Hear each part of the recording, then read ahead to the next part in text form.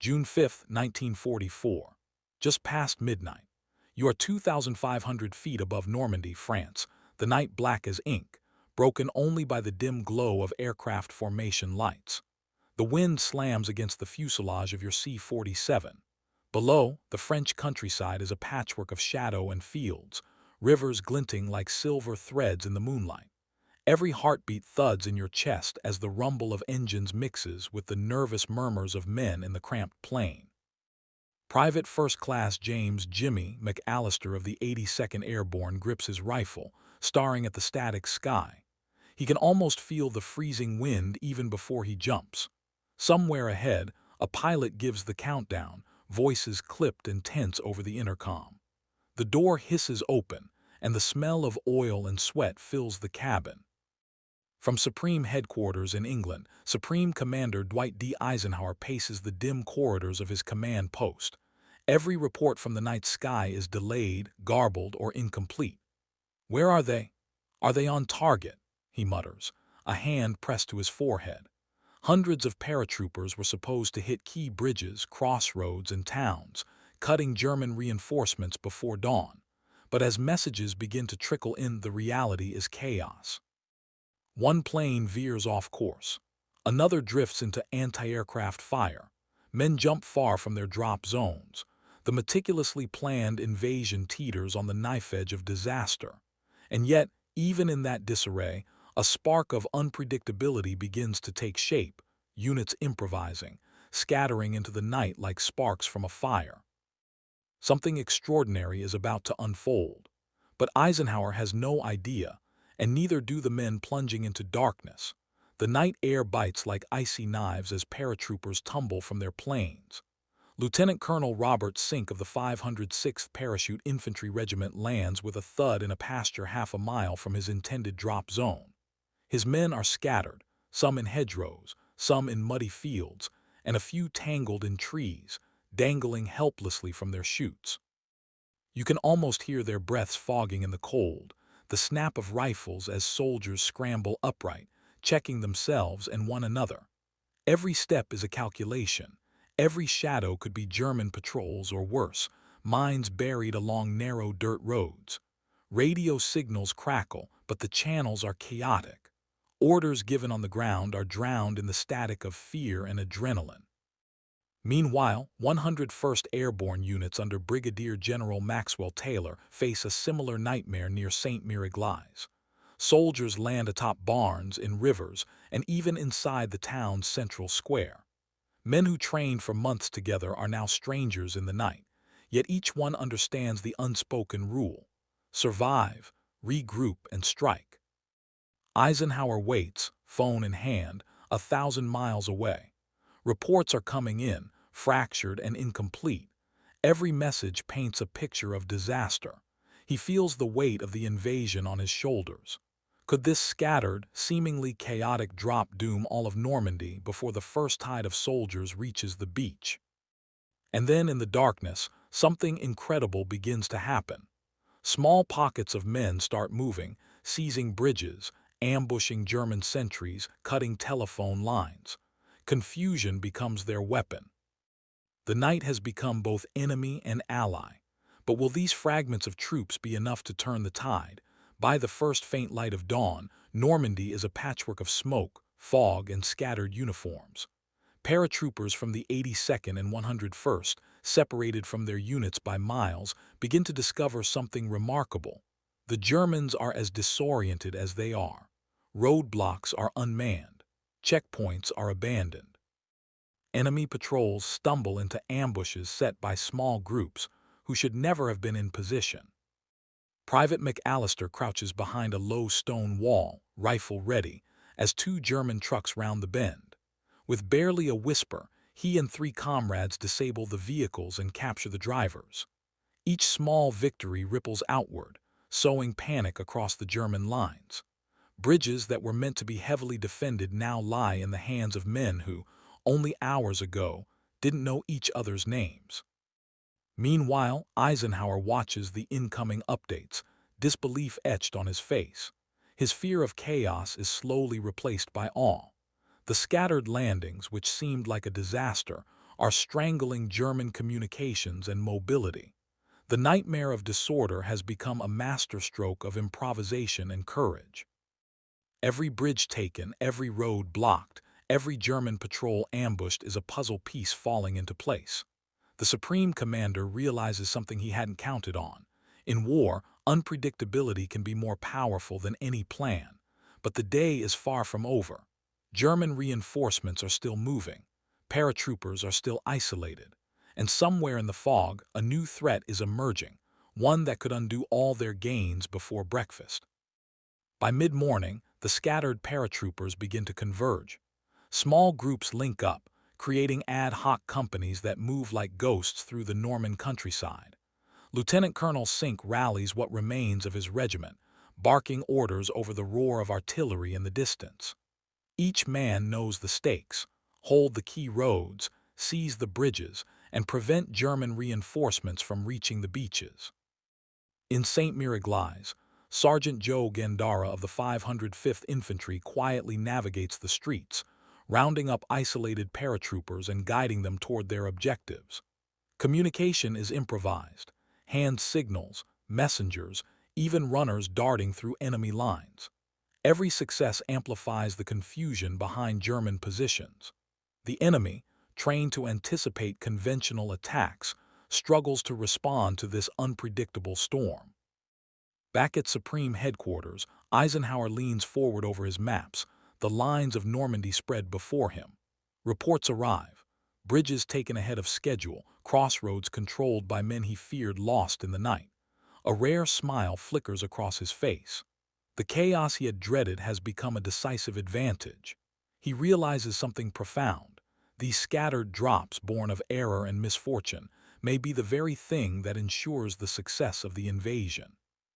But the day is far from secure. German armored units are still maneuvering inland. Paratroopers are stretched thin.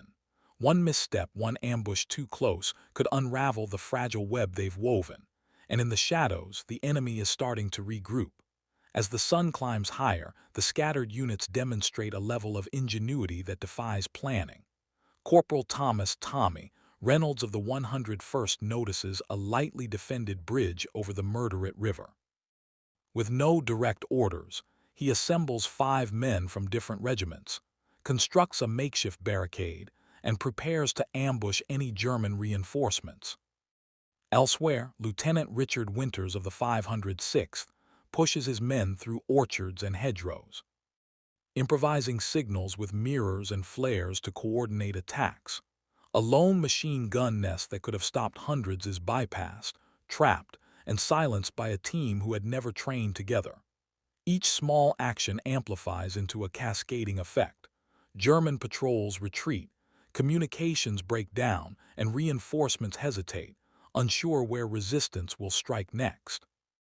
Eisenhower receives another update. His hand tightens around the phone. The initial fear of chaos is now tempered by awe. The scattered paratroopers, each acting independently yet toward the same objective, are performing a feat that no simulation could have predicted. In the shadows of confusion, improvisation has become their deadliest weapon. And yet the danger remains. Isolated units risk encirclement, supply lines are thin, and the German forces, though disoriented, are far from defeated. One misstep could turn improvisation into catastrophe. By late afternoon, key bridges and crossroads lie in Allied hands, captured not through overwhelming force, but through audacity and improvisation. Paratroopers, many exhausted and bloodied from early clashes, hold positions against counterattacks from German infantry and armor. Private McAllister crouches behind sandbags atop a seized bridge near Sainte Marie du Mont. The sound of distant artillery shakes the earth beneath his feet. His small team has become a linchpin. Without them, German units could have swept reinforcements to the beaches unopposed. Every decision feels monumental.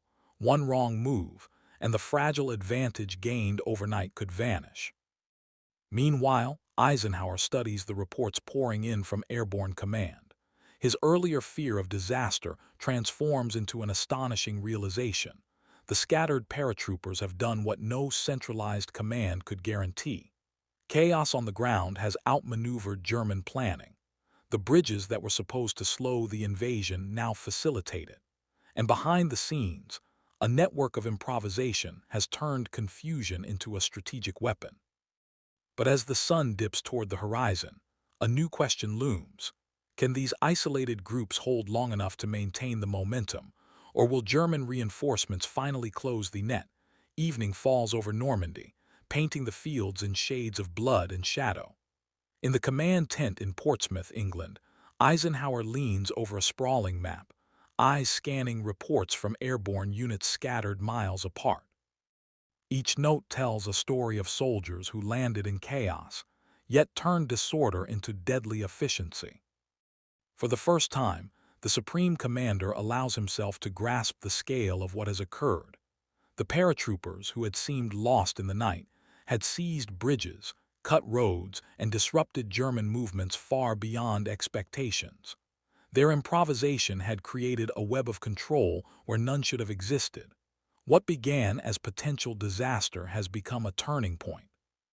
He whispers to his aides, almost to himself, "They've done what no plan could have achieved, and they did it without me." In that moment, Eisenhower understands something fundamental about war. Sometimes, victory comes not from rigid plans, but from the courage and ingenuity of individuals who adapt under fire. But the night is not over. German forces are regrouping. The paratroopers are weary, scattered, and still isolated. One false move could unravel everything. Will their audacity be enough to hold the advantage until the full invasion force reaches the shore? Darkness deepens over Normandy, but the battle refuses to sleep. Small groups of paratroopers huddle in hedgerows and orchards, their rifles ready, listening to the distant rumble of German movements. Each shadow could conceal an enemy patrol, each sound a potential ambush. Lieutenant Colonel Sink moves from group to group, coordinating with sergeants who only hours ago were strangers to him. He sketches a mental map of positions, making decisions on the fly. Soldiers scavenge supplies, repair weapons, and improvise defenses from farm fences and overturned carts. Every act is a gamble, but hesitation could be fatal.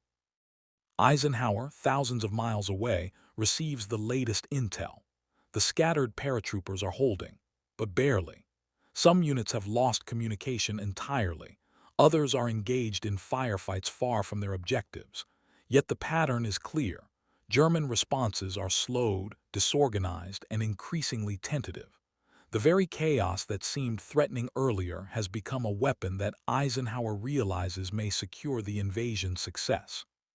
But the night carries danger in every shadow. Will the scattered units survive until dawn, or will German counterattacks tear apart the fragile gains they've achieved? June 6, 1944. The first light of dawn spills across the fields of Normandy, illuminating the aftermath of a night unlike any other. Paratroopers from the 82nd and 101st, bloodied, mud-caked, yet unbroken, begin linking up. The scattered fragments of the night's chaos are forming into coherent units. Private McAllister finally meets up with the rest of his company. Relief is brief. Reports of German movements demand immediate action. Yet for the first time there is a sense of control. Roads previously impassable are now secure, bridges held against counterattacks, and key crossroads under Allied command. Each action of the night, improvised and chaotic, has paid off. In Portsmouth, Eisenhower studies the incoming reports, his earlier fear transformed into admiration and awe. He realizes something profound. The scattered landings, which could have spelled disaster, are now among the decisive factors that make the Normandy invasion possible. The courage, ingenuity, and improvisation of these airborne soldiers have not just survived the night, they have rewritten the rules of engagement.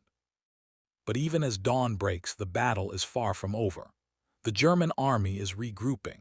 Reinforcements are still moving. The beaches, though approaching, remain contested. The question remains, will the scattered paratroopers' improvised gains hold long enough to shape the fate of the entire invasion? By mid-morning, the scattered paratroopers have achieved something extraordinary. Small, improvised units now control critical roads, bridges, and towns across Normandy. Their actions have slowed German reinforcements and disrupted the enemy's command structure, creating a corridor for the amphibious forces landing on the beaches. Eisenhower, reviewing the reports, finally allows himself a rare moment of clarity. The invasion, which had teetered on the edge of potential catastrophe, owes its early success to soldiers who adapted in the chaos of the night. Their courage and initiative turned what should have been disaster into decisive advantage. It is a lesson in unpredictability, a demonstration that in war, human ingenuity often surpasses the most meticulous planning. Private McAllister, now resting briefly behind a captured hedge line, glances at the rising sun. Exhaustion presses on every soldier, but in their eyes is something unspoken, a recognition that their scattered, chaotic landings changed the course of history. Bridges taken, roads blocked, towns secured. These improvised victories paved the way for the Allied advance across France. Eisenhower's realization resonates far beyond the Normandy fields. Sometimes the greatest weapon is not firepower or strategy, but the courage to act decisively when the plan falls apart. In that night of darkness, chaos became a force that reshaped the war itself.